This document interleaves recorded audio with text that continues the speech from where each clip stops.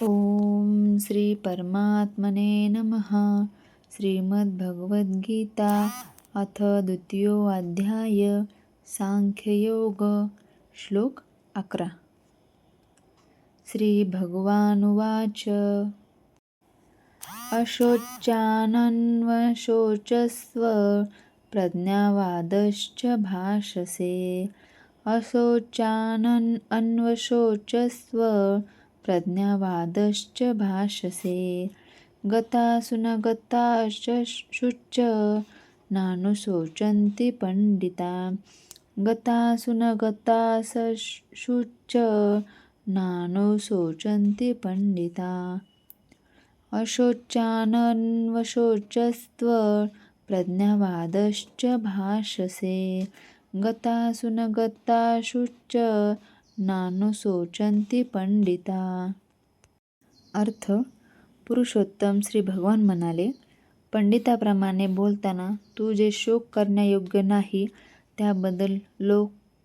त्याबद्दल शोक करीत आहेस. जे ज्ञानी जन आहेत ते जीविताबद्दल तसेच मृताबद्दलही शोक करत नाहीत.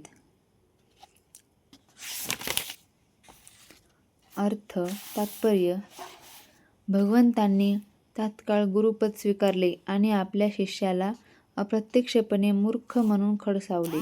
भगवंत म्हणाले की, तू एखाद्या विद्वानाप्रमाणे बोलत आहेस, पण तू जाणत नाहीस की जो विद्वान आहे किंवा ज्याला शरीर आणि आत्म्याचे ज्ञान आहे तो जीविताबद्दल किंवा मृतावस्थेबद्दल शोक करत नाही.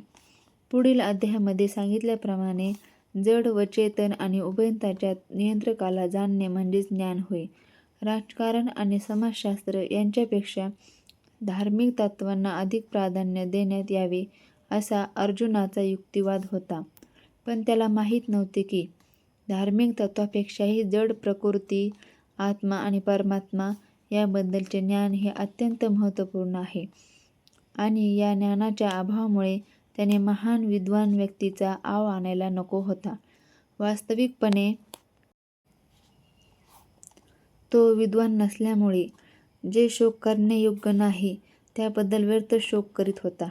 या शरीराचा जन्म झाला आहे आणि आज न उद्या निश्चितपणे याचा नाश होणारच आहे. म्हणून आत्म्याइतके हे शरीर महत्त्वपूर्ण नाही. हे जो जाणतो तोच खरा पंडित आहे आणि भौतिक शरीराची कोणतीही स्थिती त्याच्या शोकास कारणीभूत होत नाही.